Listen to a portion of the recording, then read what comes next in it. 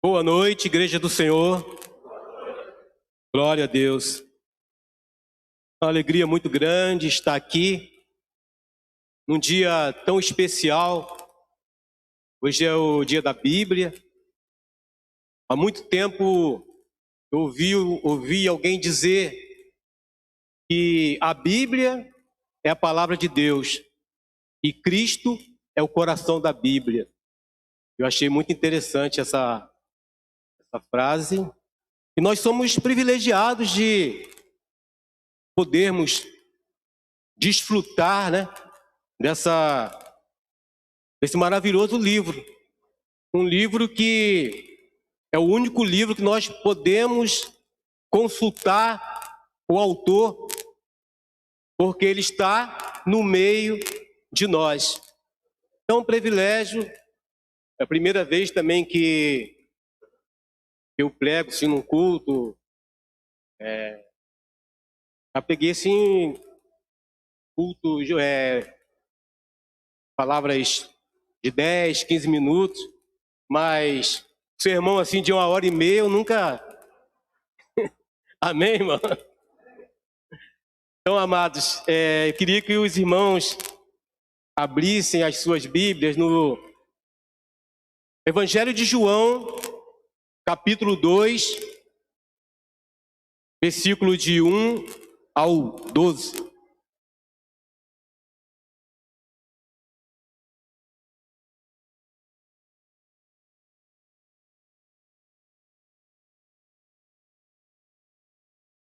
Amém? Glória a Deus. Talvez a minha versão tenha uma ou outra palavra diferente, mas no geral é muito parecido. E ao terceiro dia, fizeram-se umas bodas em Caná da Galileia. Estava ali a mãe de Jesus. E foram também convidados Jesus e os seus discípulos para as bodas. E faltando o vinho, a mãe de Jesus lhe disse: não tem vinho. Disse-lhe Jesus: mulher, que tenho eu contigo? Ainda não é chegada a minha hora. Sua mãe disse aos empregados: fazei tudo quanto ele vos disser. E ali estavam postas 6 talhas de pedra para as purificações dos judeus, e em cada uma cabiam 2 ou 3 metretas. Disse-lhe Jesus: enchei de água essas talhas. E encheram-nas até em cima. E disse-lhes: tirai agora e levai ao mestre-sala. E levaram. E logo que o mestre-sala provou a água feito vinho, não sabendo de onde viera, se bem que o sabiam os empregados que tinham tirado a água, chamou o mestre-sala ao esposo e disse: todo homem põe primeiro o vinho bom, e quando já tem bebido bem, então o inferior. Mas tu guardaste até agora o bom vinho. Jesus principiou assim os seus sinais em Caná da Galileia e manifestou a sua glória, e os seus discípulos creram nele. Depois disso, desceu a Cafarnaum, ele e sua mãe, e os seus irmãos e seus discípulos ficaram ali não muitos dias. Amém? Amados, o Evangelho de João, como os outros 3, ele é maravilhoso. É um evangelho que nos estimula. Eu lembro que, assim que eu me converti, eu perguntei a um irmão por onde eu começaria a ler a palavra de Deus. E ele me orientou: irmão, começa em João, e Deus vai trabalhar na sua vida de forma sobrenatural. E realmente é um evangelho muito bem definido, como também os outros. Mas João, ele relata aqui alguns milagres interessantes. No capítulo 2, Jesus transforma água em vinho. É o texto que nós lemos agora. No capítulo 4,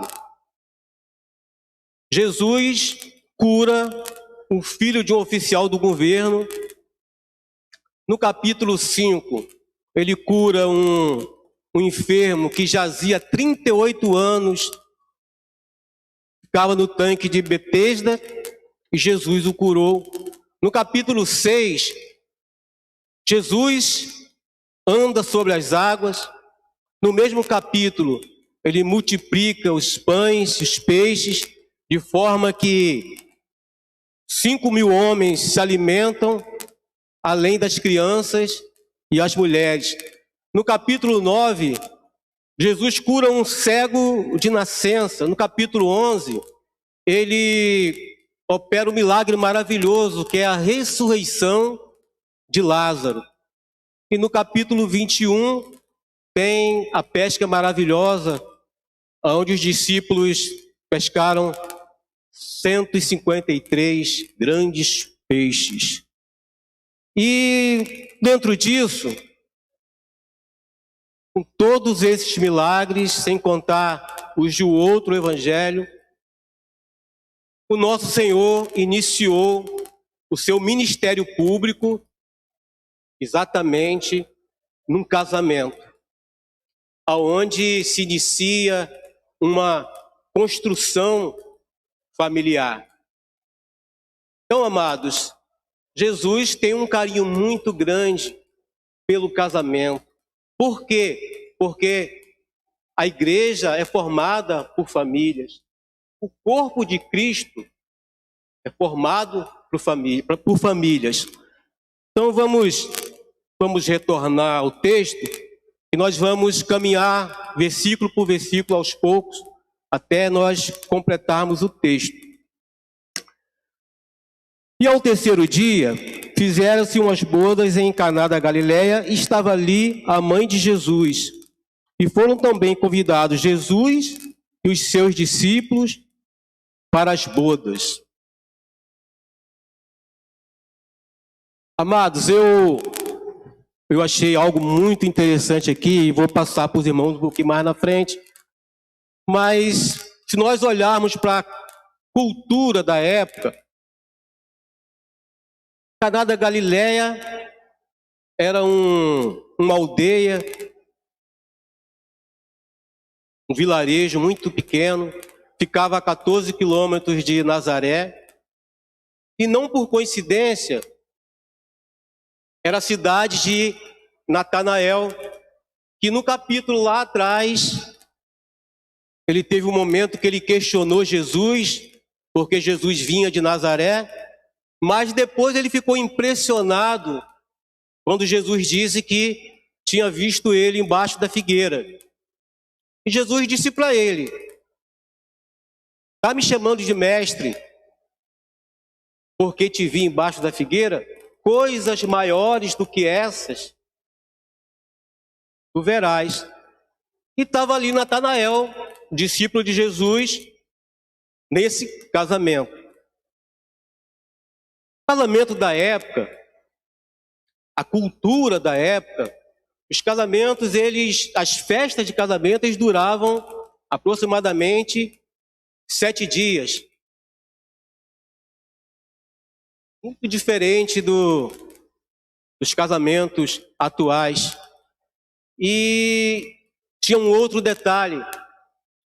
Os casamentos de hoje, na sua grande maioria, muitas vezes as pessoas entram de acordo, mas é o pai da noiva que custeia, o casamento.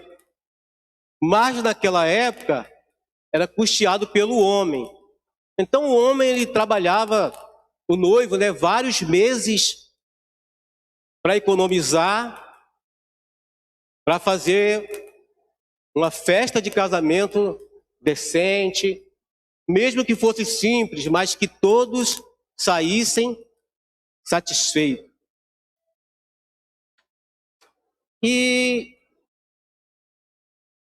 eu achei interessante o seguinte: os casamentos de hoje, o centro das atenções são os noivos, principalmente a noiva. E nesse texto, nós não sabemos nem o nome do noivo e nem o nome da noiva. Por quê, amados? Porque esse texto ele foi feito para a glória de Deus. Esse texto ele não foi feito para o homem. Ele lá no final, os irmãos vão ver, ele tem dois sentidos: glorificar a Deus e fazer com que os discípulos viessem a crer nele. E nesse casamento houve uma transformação. Jesus transformou água em vinho, transformou uma substância em uma outra substância. Foi um milagre externo, mas que ele afetou internamente a vida de muitas pessoas. A nossa vida com Cristo, ela precisa de uma transformação constante. E para que isso aconteça nas nossas vidas, nós precisamos colocar o Senhor no centro de todas as coisas. O Senhor tem que estar presente no meu casamento, no seu casamento. O Senhor tem que estar presente no meu trabalho, no seu trabalho. O Senhor tem que estar presente nas minhas decisões, nas suas decisões. Isso é que vai fazer com que o nosso coração, que é um recipiente interno, nós precisamos encher esse recipiente para que possamos ter a nossa vida transformada. Quando nós conseguimos atingir esse objetivo, nós vamos perceber que os frutos começam a aparecer. Vamos falar de algumas transformações que acontecem na nossa vida, e o texto está ratificando. No versículo 3 e 4, nós lemos assim: faltando vinho, a mãe de Jesus lhe disse: não tem vinho. Disse-lhe Jesus: mulher, que tenho eu contigo? Ainda não é chegada a minha hora. Existe até alguns questionamentos que algumas pessoas acham que Jesus desrespeitou a sua mãe quando disse: mulher, que tenho eu contigo? Na realidade, o termo mulher, na época, tinha muito sentido de senhora. Tem até agora uma Bíblia, está mais atualizada, ela já vem, no lugar de mulher, ela já vem escrito senhora. Maria, amados, foi convidada para essa festa. Maria não tinha motivo nenhum para tentar resolver os problemas da festa desse casamento. Mas Maria nos mostrou aqui um coração solidário. Maria viu o problema. Maria se importou com o problema e Maria buscou resolver o problema. Essa é uma característica de um coração solidário, de um coração que está cheio de Cristo. Amados,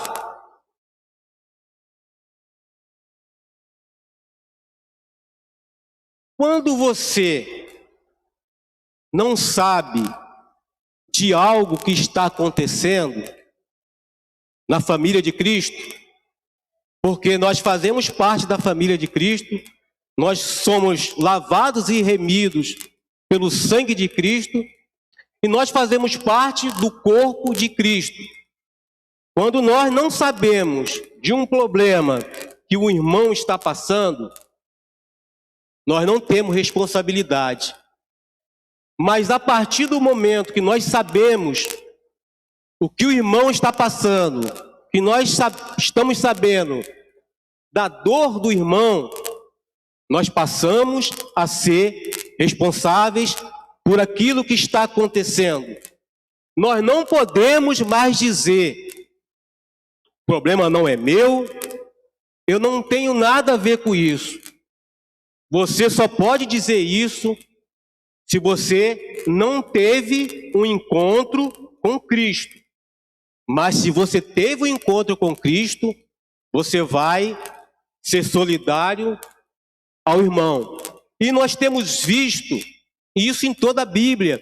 A Bíblia, o tempo todo, ela fala sobre você se importar com o outro.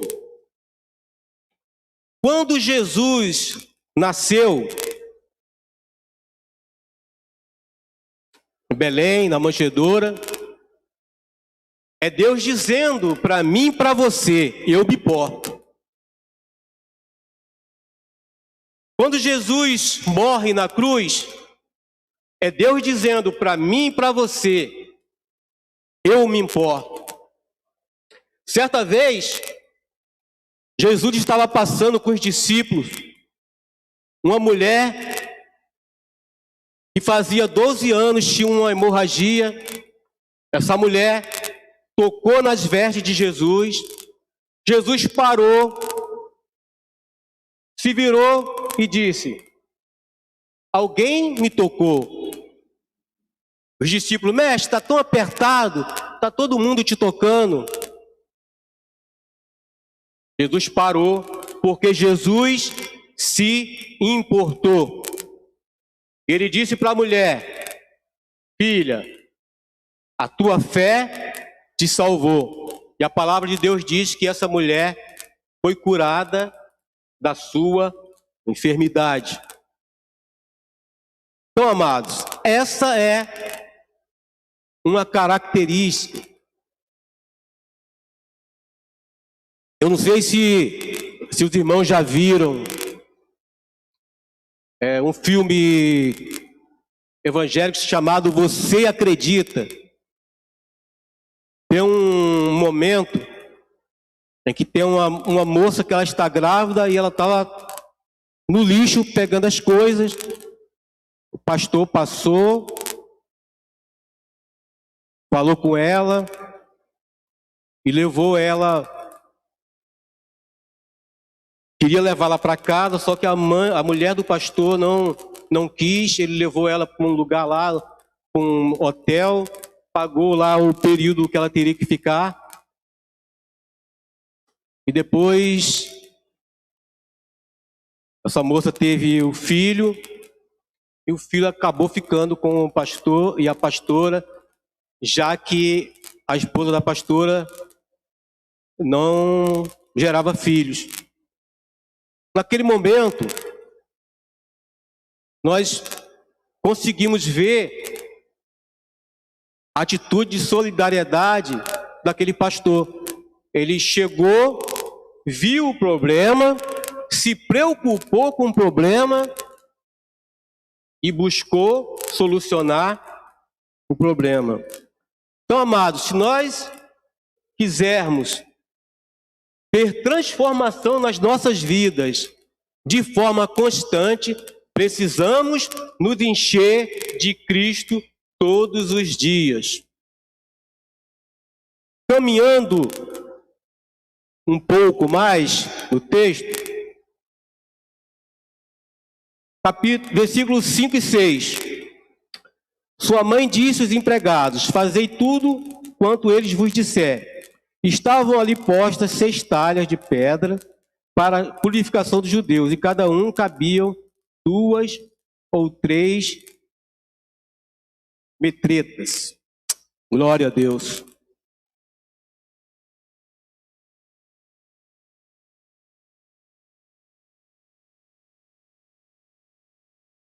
Amados, Maria podia desistir daquela situação, mas Maria, ela não sabia o que Jesus ia fazer. Mas ela creu naquele momento que alguma coisa ia acontecer. Muitas vezes, nós deixamos de receber as bênçãos do Senhor, porque muitas vezes o nosso coração está vazio e nós deixamos de acreditar em Cristo. Às vezes, a primeira dificuldade que aparece é suficiente para a gente dizer: não, comigo não vai acontecer, comigo não vai dar certo. E muitas vezes nós temos deixado de ser abençoado. Hoje de manhã eu dei uma olhada no meu celular, aí mandaram um texto que eu achei bem interessante. É uma história, eu não sei se ela é verdadeira, mas ela cabe muito bem no que a gente está conversando aqui. A história dizia que um rapaz, ele estava vivendo uma situação difícil, nada dava certo para ele. Ele orou a Jesus e pediu um emprego e uma esposa que o amasse muito. Dormiu, acordou de manhã, aí abriu o jornal, aí o jornal estava oferecendo uma vaga, um emprego. Aí ele ficou todo animado, aí foi no local, chegando lá, ele encontrou uma fila imensa. Olhou e disse: não, isso aí não é para mim. Tem muitas pessoas aí na fila aí mais capacitadas do que eu. E saiu aborrecido. E andando, passou perto de uma criança. A criança deu uma rosa para ele. Ele ficou assim sem entender, mas pegou a rosa. Estava chateado. Entrou no ônibus. Aí pegou a rosa e jogou pela janela. Aí quando chegou em casa, ele começou a questionar Deus. Poxa, Senhor, o Senhor disse que me ama, o Senhor disse que gosta de mim, eu pedi um emprego, pedi uma esposa que me amasse, e não aconteceu nada. Aí ele dormiu e em sonhos, o Senhor disse para ele: olha, aquela vaga eu abri para você. Era só você ficar na fila e esperar a sua vez. E aquela rosa, eu inspirei o menino para ele te dar essa rosa.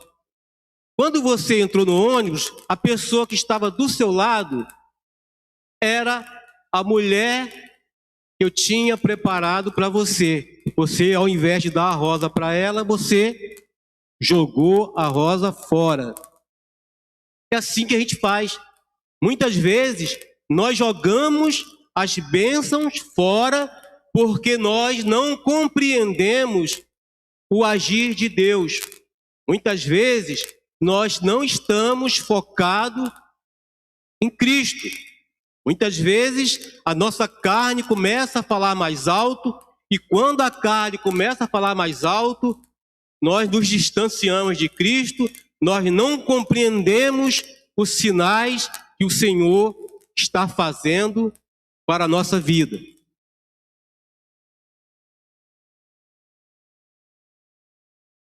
Em 2 Reis, capítulo 4, o profeta Eliseu, uma mulher dos filhos do profeta, estava passando por uma por uma peleja grande. E ela foi, buscou o profeta Eliseu e falou para ele: Senhor, o meu marido morreu, eu estou cheio de dívida, e vão pegar os meus 2 filhos e vão usar eles como empregados e vão tirar os filhos de mim. Eliseu disse: o que você tem em casa? Ela disse assim: eu tenho uma botija de azeite. E o profeta disse: vai na sua vizinhança, pega todas as vasilhas que você puder, tranca o teu quarto, pega aquela botija de azeite e vai jogando nas vasilhas até enchê-las. Mas é uma coisa bem diferente, né? É algo que a gente tem mesmo que acreditar. Porque se nós olharmos pela lógica, que é o que nós fazemos quando nós não estamos conectados com Deus, nós estamos buscando sempre a lógica. Quando a lógica foge de nós, nós ficamos perdidos e ficamos sem saber o que fazer. Quando aquela mulher foi buscar as vasilhas, eu acho que ela pensou assim: poxa, quando eu voltar, vai ter um caminhão de azeite aí para me encher, né? Encher as vasilhas. Então, qual é o nosso maior erro? É que nós não olhamos o sobrenatural, nós olhamos sempre pelo natural. E Deus trabalha de forma sobrenatural. E quando Ele começa a sinalizar as coisas sobrenaturais para você, você tem que estar conectado com Ele para você compreender os seus sinais. E quando nós estamos dispersos, nós não compreendemos esses sinais. Caminhando pelo texto, nós vamos agora para o versículo 6, 7, 8 e 9. Disse Jesus: enchei de água essas talhas, e encheram-nos até em cima. E disse-lhe: tirai agora e levai ao mestre-sala. E levaram. E logo o mestre-sala provou a água feito vinho, não sabendo de onde viera, se bem que o sabiam. Obrigado. Se bem que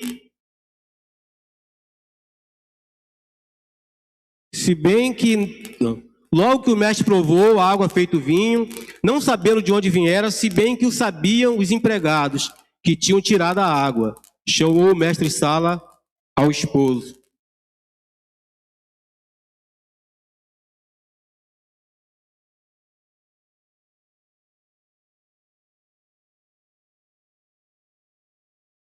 Então, amados, falamos de um coração cheio de Cristo, falamos de um coração solidário, falamos de um coração cheio de fé. E esses 3 versículos nos falam sobre obediência. Obediência é algo que precisamos estar todos os dias buscando o Senhor para sermos obedientes. Muitas vezes nós relutamos em obedecer justamente pelo fato de as coisas sobrenaturais serem diferentes daquilo que nós imaginamos. Quando Jesus disse aos discípulos, aos empregados, disse-lhe Jesus: enchei de água as talhas, e encheram-no até em cima.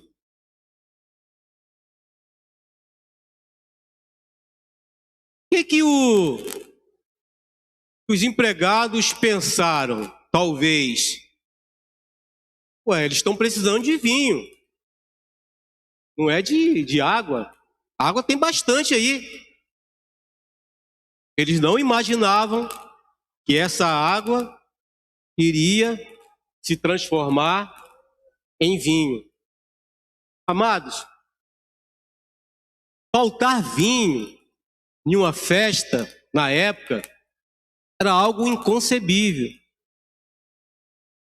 O vinho, ele significa alegria.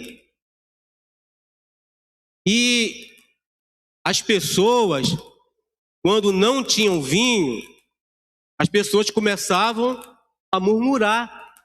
As pessoas começavam a falar mal.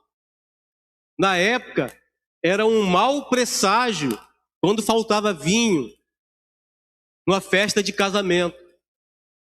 Muitos diziam assim: poxa, se ele não tem como comprar vinho para uma festa, como ele vai sustentar a esposa?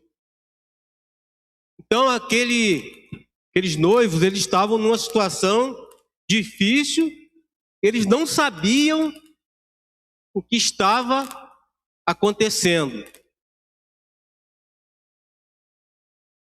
E Jesus fez algo que eles não imaginavam. Amados, quando nós obedecemos a Deus, Ele cuida do nosso presente e prepara o nosso futuro. Quando o mestre Sala, quando ele diz: todo homem põe primeiro o vinho, o bom, e quando já tem bebido bem, então o inferior, mas tu guardaste até agora o bom vinho. Então, o melhor vinho que existe é o vinho de Cristo. Se os irmãos prestarem atenção, quando o mestre Sala diz isso, ele está praticamente dizendo que a festa já está finalizando, concorda? Quando ele fala: olha, guarda o bom vinho e depois dá do pior, ou seja, depois que está todo mundo sem paladar, né, não sabendo nem o que está bebendo, então essa festa ela já estava no final. Se nós fizermos um cálculo, cada talha aí, em média, 90 a 100 litros, são aproximadamente 600 litros de vinho. Ou seja, ainda sobrou vinho para esse casal ou vender, ou usar ele por muito tempo. Ou seja, Deus abençoou o presente e abençoou o futuro. Se nós olharmos lá em Reis capítulo 4, a mesma coisa. No final, Eliseu diz: ó, vende, paga as tuas dívidas e vivei do resto.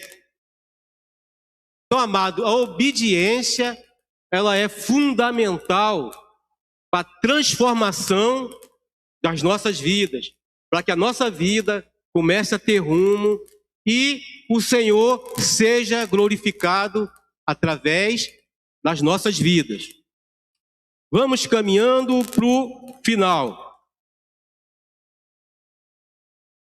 Versículo 11 e 12. Jesus principiou assim os seus sinais em Caná da Galileia, manifestou a sua glória e seus discípulos creram nele. Depois disso, desceu a Cafarnaum, ele, sua mãe e seus irmãos e seus discípulos ficaram ali não muitos dias. Quando você se enche de Cristo, quando você passa a ter um coração solidário, quando você passa a ter um coração cheio de fé, quando você passa a obedecer, a glória de Deus se manifesta. A glória de Deus se manifestou nas Campinas, a glória dele se manifestou no deserto, a glória dele se manifestou no rio, a glória dele se manifestou no cenáculo, a glória dele se manifestou na sua morte, a glória dele se manifestou na ressurreição, a morte dele, a glória dele se manifestou na ascensão, a glória dele se manifestou nesse casamento e os discípulos creram nele. Amém? Então, amados, o milagre, ele acontece por dois motivos especiais. Deus ser glorificado e fortalecer a nossa fé. Então, amados, que nós tenhamos o nosso coração cheio de Cristo, que nós tenhamos um coração solidário, que nós tenhamos um coração cheio de fé, que nós tenhamos um coração obediente, para que a glória de Deus se manifeste na minha e na sua vida, porque essa é a vontade de Deus. Que Deus nos abençoe. Amém e amém.